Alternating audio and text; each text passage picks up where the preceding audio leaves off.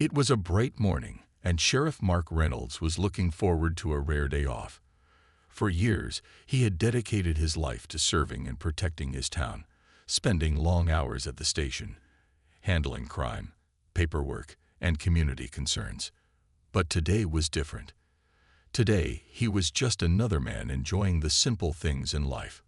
He stepped outside his house, stretching his arms as the fresh air filled his lungs. A sense of freedom washed over him.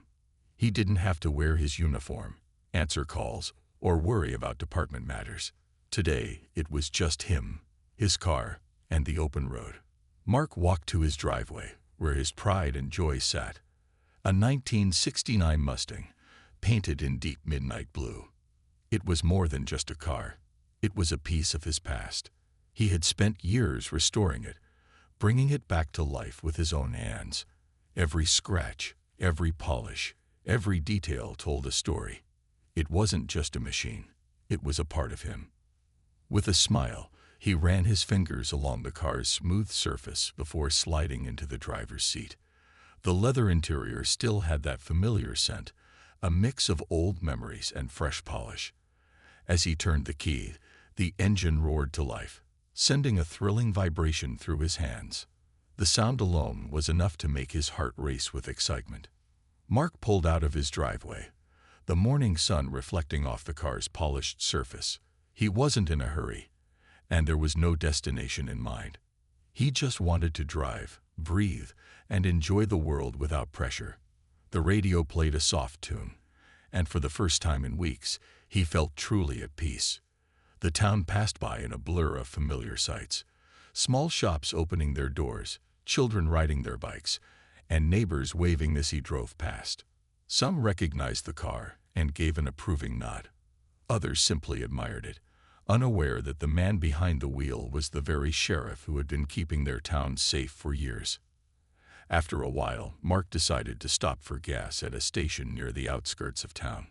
It was a quiet place, not too busy, just the way he liked it. He pulled up to a pump, stepped out, and took a deep breath. Nothing felt better than the open road and a full tank of gas. As he began filling up, he noticed a group of police officers pulling into the station. Their squad cars had markings from a neighboring district, a department that had recently undergone leadership changes. Mark had heard about them, but hadn't met the new officers yet. They stepped out of their vehicles, scanning the area as if they were looking for trouble. Their eyes landed on Mark and his car. At first, it seemed like a casual glance, but then their expressions changed. There was something in their eyes, a mix of curiosity and suspicion. Mark paid them no mind and continued fueling his car. He wasn't in uniform, and to them, he was just another man at a gas station. He didn't expect any trouble. But trouble had a way of finding people, even when they weren't looking for it. As he finished pumping gas and reached for his wallet, he heard footsteps approaching. He turned, and one of the officers was standing close, eyeing him up and down. "Nice car," the officer said, though his tone wasn't friendly. Mark nodded, not realizing that this was the beginning of a situation that would soon spiral out of control. Mark stood beside his car, wiping his hands on his jeans after finishing at the gas pump. The sun was bright, the air warm, and everything seemed peaceful. But something in the air had changed. He could feel the weight of the officer's stares on him. It wasn't the usual kind of glance people gave when admiring a classic car. It was different. It carried suspicion, as if they were trying to figure something out about him. He had been in law enforcement long enough to recognize that kind of look. It was the look officers gave when they thought something was wrong. Mark, still unaware of their full intentions, kept his cool. He knew he had done nothing wrong, and there was no reason for them to be interested in him. One of the officers, a tall man with a strong build, took a step forward. His uniform was crisp, his belt packed with gear, and his eyes held an edge of authority. His badge identified him as Sergeant Daniels. "Nice car," he said again, this time more slowly, his voice carrying an unusual sharpness. Mark nodded, giving him a polite but uninterested smile. "Thanks," spent years fixing it up. Daniels let out a small hum, glancing at the other officers before taking another step closer. Where'd you get it? Mark raised an eyebrow. That was an odd question. Bought it years ago. Why? The other officers had now formed a loose circle around him, their arms crossed, their eyes studying both Mark and the Mustang. The atmosphere was shifting from casual to tense, and Mark could feel it. Looks like a stolen vehicle we've been looking for, Daniel said, tilting his head slightly. His tone was calm, but his words carried weight. Mark blinked, surprised. Stolen? He chuckled lightly, thinking it was a joke. I can promise you, this car is mine. Got all the paperwork to prove it. Daniels didn't laugh. His expression remained serious, mine showing some ID. At this point, Mark knew something was off. He had been a sheriff for years, and he understood proper police procedure. Asking for identification over a stolen car report wasn't unusual, but the way these officers were handling it felt wrong. They weren't acting like professionals checking for facts. They were acting like men who had already made up their minds. Still, Mark wasn't looking for trouble. He nodded and reached into his pocket for his wallet. Before he could pull it out, another officer, a younger one with an eager expression, suddenly spoke up. Hey, Sergeant, the young officer said, pointing to the Mustang's license plate. We should run the plate. If he's lying, we'll know in minutes. Mark sighed. He wasn't against them doing their job, but something about the way they were handling this felt personal. He handed over his ID without protest. Go ahead. You'll see it's registered under my name. Daniels took the ID, glanced at it, and handed it off to another officer, who walked back to the squad car to check the database. Minutes passed, and the air grew heavier. Mark leaned against his car, waiting patiently, but inside, his instincts were on high alert. He had worked in law enforcement long enough to know that when a group of officers acted this way, things could escalate fast. Finally, the officer who had gone to check the records returned. He whispered something to Daniels, and Mark caught a flicker of uncertainty cross the surgeon's face. Daniels cleared his throat. Systems down. Can't verify anything right now. Mark narrowed his eyes. That was a lie. The system rarely went down, especially for something as simple as checking a plate. He could see what was happening now. These men weren't just suspicious. They were looking for an excuse. And that's when he knew this was about to get worse. Mark kept his expression calm, but inside, he was already piecing things together. The officers weren't just suspicious. They were looking for a reason to take control of the situation. He had seen this happen before, though never to himself. Usually, he was the one handling cases like this, making sure officers followed the law and treated people fairly. But today, he was on the other side of the situation. Sergeant Daniels crossed his arms, his stance widening as if trying to assert authority. Since we can't verify anything right now, he said, his voice firm, we're gonna need you to step away from the vehicle. Mark looked at him, then at the other officers who were slowly moving in closer. The way they positioned themselves wasn't random. It was tactical. They were preparing for something. He took a slow breath. Step away. On what grounds? His tone was steady, but there was an edge to it now. Daniels glanced at his fellow officers before answering. Suspicion of stolen property, he said. Until we can confirm ownership, the car is being impounded. Mark's grip on his wallet tightened slightly, but he kept his voice level. That's not how this works, he said. You have no proof that this car is stolen. My ID is right in front of you. The registration is under my name. If your system's really down, you have other ways to confirm it. Call dispatch. Daniel smirked, as if Mark's calm reasoning annoyed him. Look, we're not here to argue, he said, taking a step closer. We're here to do our job. Either you cooperate, or we'll have to assume you're resisting. Mark's eyes darkened slightly. Resisting. That was a strong word to throw around so soon. By now, a small crowd had started to gather at the gas station. A few people had stopped pumping gas, and were watching the scene unfold. Mark knew this wasn't going to end well if things kept going this way. He let out a slow breath, keeping his hands where they could see them. "I'm not resisting," he said. "I'm asking you to follow the law. If you think this car is stolen, prove it. Otherwise, I have every right to leave." Daniel's jaw tightened, and for a brief moment, Mark thought he might back down. But then the young officer, the one who had been eager earlier, stepped forward. "Sergeant, if he won't move, we should just secure the vehicle." Daniels hesitated, then nodded. "Yeah, let's make sure this car doesn't go anywhere." Before Mark could react, one of the officers reached into his belt and pulled out a tire deflation tool. Without a word, he bent down and stabbed it into the Mustang's front tire. A loud hiss filled the air as the tire deflated instantly. Mark's body tensed. His car, his prized possession, something he had spent years working on, was being damaged right in front of him. He took a deep breath, controlling the frustration rising inside him. "That was unnecessary," he said, his voice quieter but firm. Daniels shrugged, "Just making sure it doesn't drive off." Mark could feel every pair of eyes on him now. The gas station workers, the customers, even a few drivers passing by had slowed down to watch. The officers, however, didn't seem to care. Then Daniel spoke again, his voice carrying a tone that made Mark's stomach drop.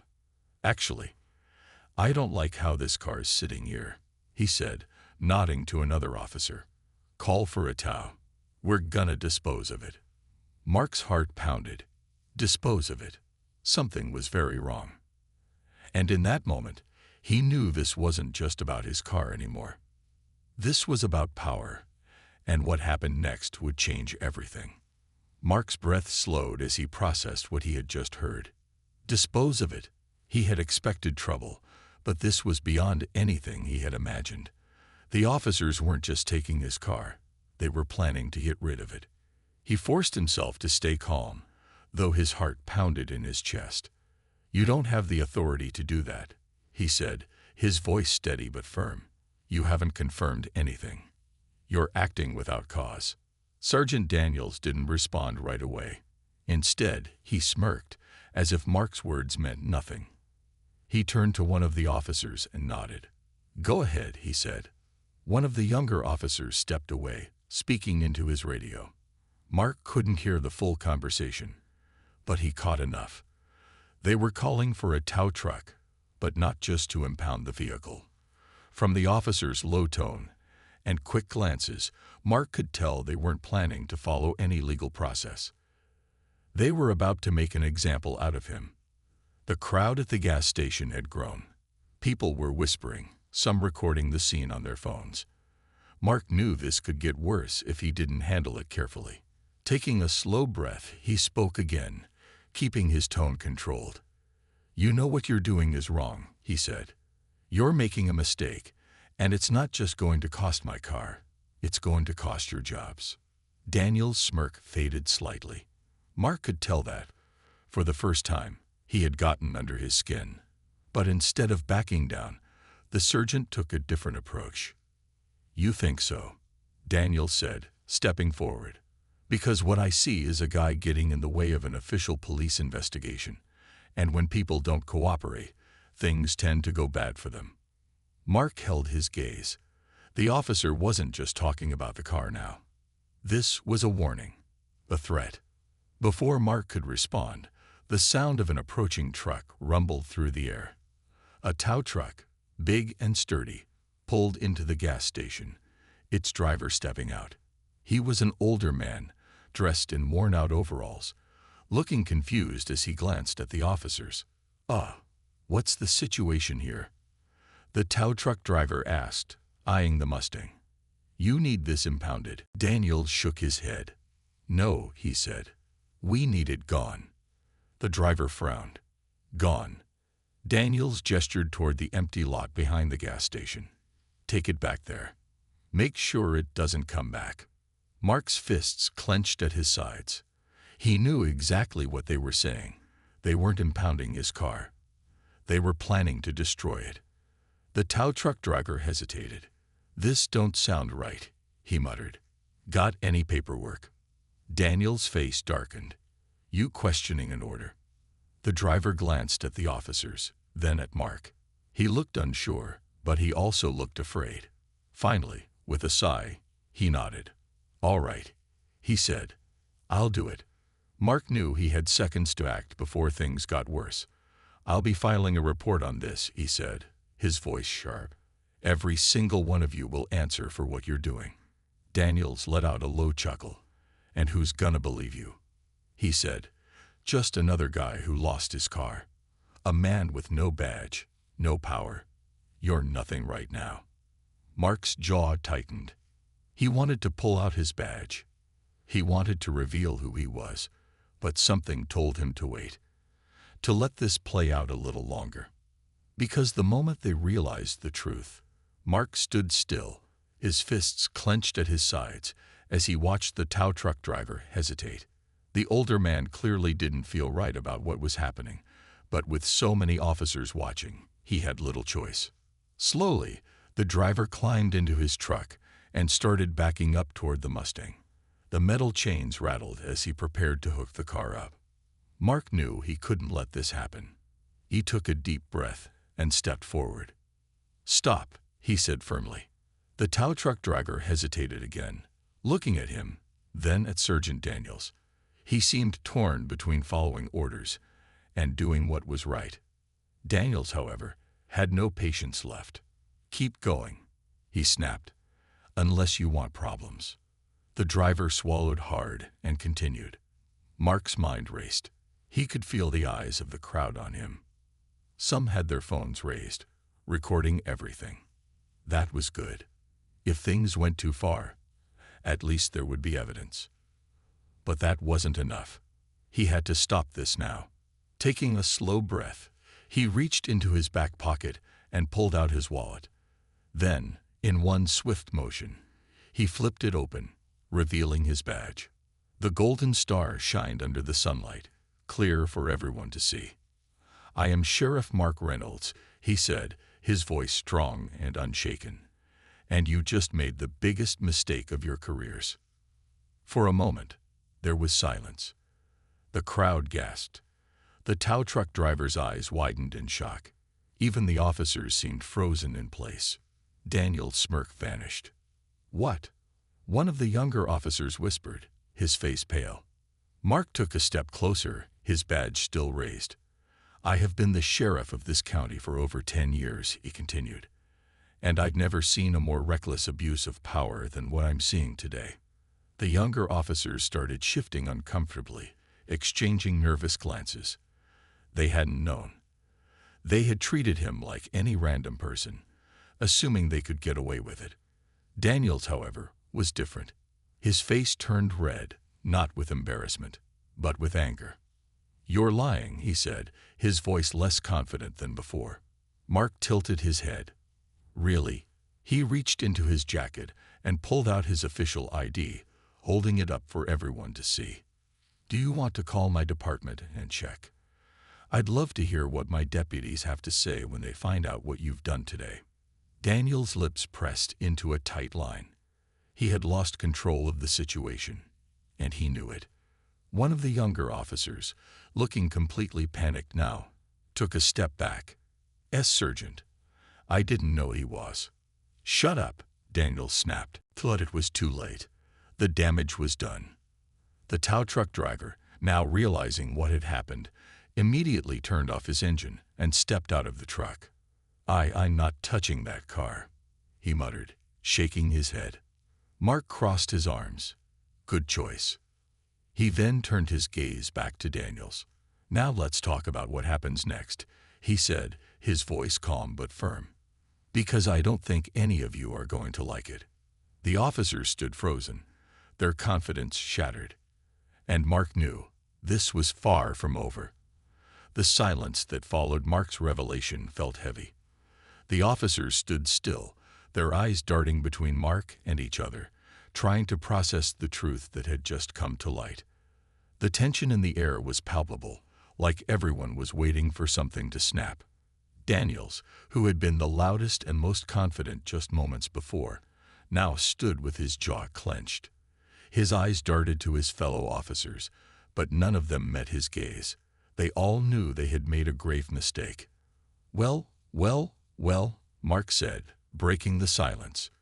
His tone was even, but there was an edge to it. "Seems like we have a little misunderstanding here." Daniel stepped forward, his posture still trying to command authority, but it lacked the power it had just moments ago. "This isn't over," he muttered, though his words didn't carry the same weight as before. "I still have questions." Mark's eyebrows raised slightly. "Questions? About what?" "You can't just pull a badge out and expect everyone to fall in line," Daniel said, though his voice wavered. He was clearly grasping for control, and it wasn't working. Mark shook his head. "No, I expect you to follow the law, just like everyone else. You decided to harass me today. You decided to damage my property and treat me like a criminal without reason. That's unacceptable." The crowd around them murmured in agreement. Some were still recording, others talking in hushed voices, clearly shocked by the scene that had unfolded before them. Mark's eyes stayed fixed on Daniel's, who now looked even more defeated. He could see the younger officers shifting uncomfortably. They were clearly trying to figure out how to handle this situation without making it worse. "I didn't mean for this to happen," one of the younger officers said quietly. His voice was shaky, as though he was trying to speak up but didn't know how. "I was just following orders." Mark nodded slowly. "I understand that. We all follow orders sometimes, but there's a difference between doing your job and blindly following someone who's abusing their power." The officer lowered his eyes, clearly embarrassed. Daniel shot a quick, angry glance at his fellow officers. "You're not helping," he muttered. Then he turned back to Mark. "This isn't the end of this. You'll regret this." Mark sighed, his gaze unwavering. "No, Sergeant, you will regret this. You and your team are going to have to answer for this behavior. You're not above the law." The air was still thick with tension. For a moment, it seemed like Daniels might try something else, but he didn't. Instead, he stood there, his shoulders slumped in defeat. The other officers didn't seem to know what to do, unsure of whether to follow their superior or just back down. Finally, Mark took a step forward, breaking the silence. "I'm not going to make this harder than it has to be. I'm going to make sure my department knows everything that happened here today. I'm going to make sure everyone sees what happens when officers forget their duty."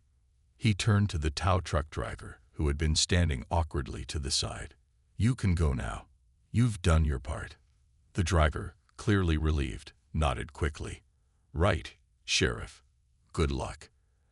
As the driver climbed back into his truck and began to leave, Mark turned back to Daniels. "And you," he said, his voice low, "you should think long and hard about what kind of officer you want to be. This is your chance to change, but you have to own what you did today." Daniels didn't respond.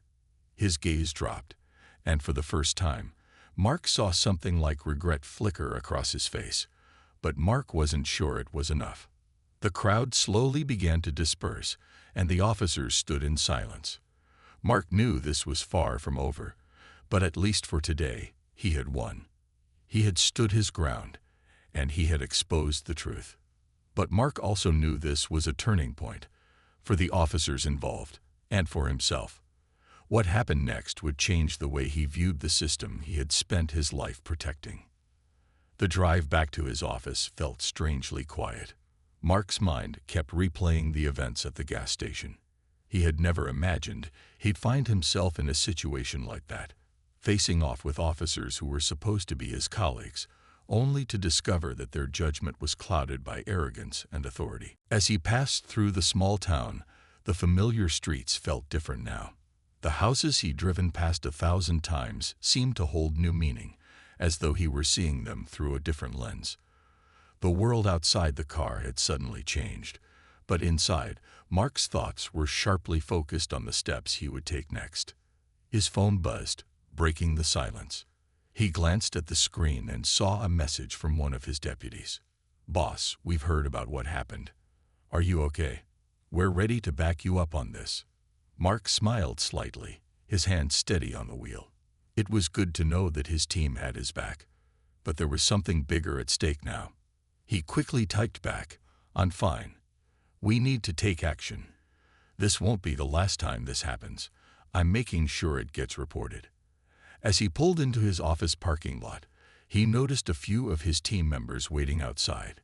He'd called them earlier to let them know he was on his way back, but he hadn't expected them to arrive so quickly. "Everything all right, Sheriff?" one of the deputies, Sarah, asked as she approached his car. Mark nodded, but the weight of the situation didn't leave him. "It's more complicated than I thought," he said, stepping out of the car. "But we'll handle it."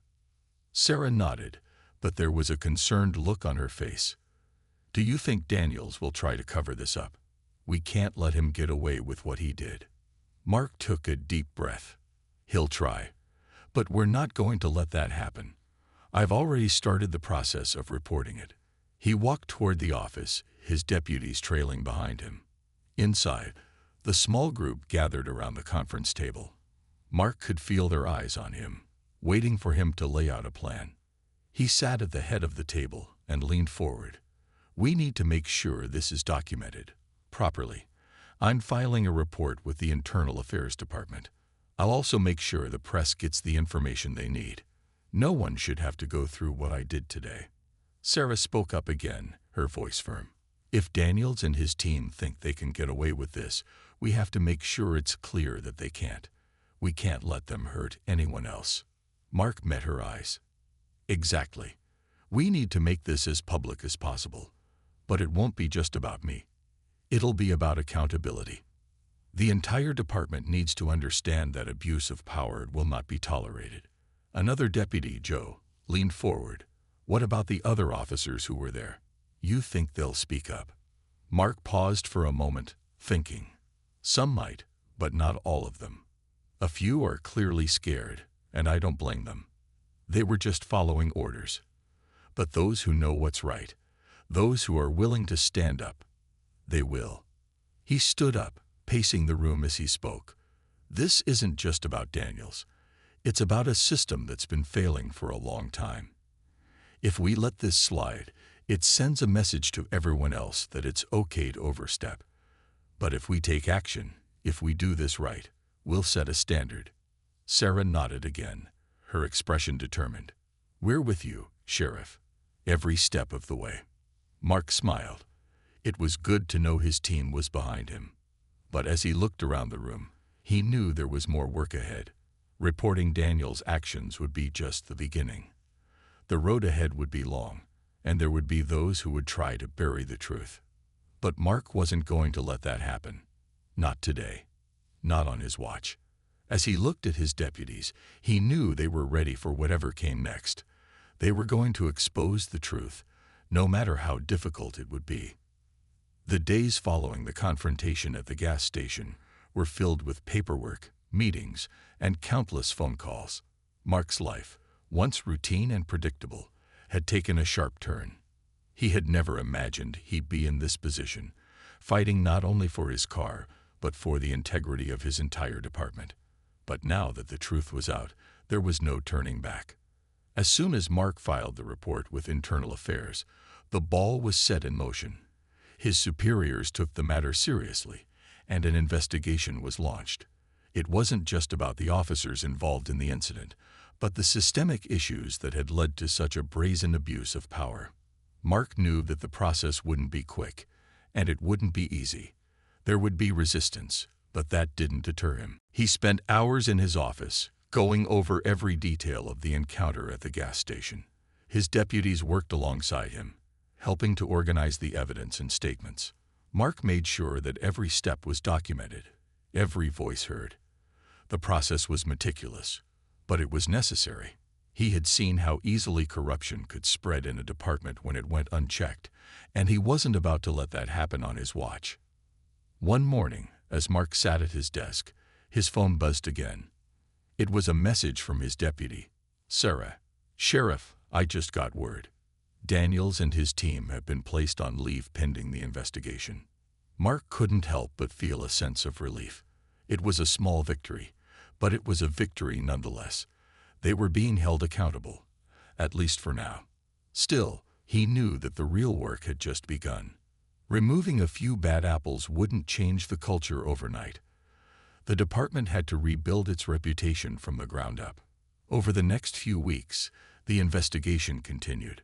Mark made sure to stay in the loop, talking with the investigators and answering any questions that came up. He knew how important it was to stay transparent throughout the process. The public needed to see that this wasn't just a few bad officers. It was a sign that something needed to change. It wasn't enough to punish the wrongdoers. The entire department had to evolve. Meanwhile, the media picked up the story. The footage of Mark confronting the officers at the gas station went viral. The public was divided, some supporting Mark's stance, while others questioned his authority. But Mark didn't mind the criticism. It was a small price to pay for doing what was right. As the weeks passed, a few of the officers who had been present at the gas station began to come forward. They confessed that they had felt uncomfortable with what had happened, but had stayed silent out of fear. Some admitted that they had been too loyal to Daniels, believing that their superiors' orders were infallible. But after seeing how everything had unfolded, they realized they had been part of a corruption that could have gone unnoticed. This was the turning point Mark had been waiting for. When officers within the department began to question their own actions, it was a sign that change was possible. Then came the day of the official report. Mark stood before his superiors, along with the investigators, and presented all the findings. He spoke not just about the officers involved, but about the need for reform, how they needed to rebuild trust with the community and with each other. Mark's voice was steady, but his words carried weight. This wasn't just about one incident. It was about creating a system that worked for everyone, not just the officers in charge. The investigation ended with several officers being placed on permanent suspension, while others received training and reassignment. Daniels was dismissed from the force entirely. It wasn't the end Mark had hoped for, but it was a step in the right direction. The department had to start over, but this time, it would be built on honesty and accountability. As Mark drove home that evening, the sunset casting a soft glow over the horizon, he felt a sense of peace. The battle wasn't over, but he had done what he set out to do. He had exposed the truth, stood up for what was right, and ensured that the department would learn from its mistakes. There was still much work to be done, but Mark had learned one important lesson.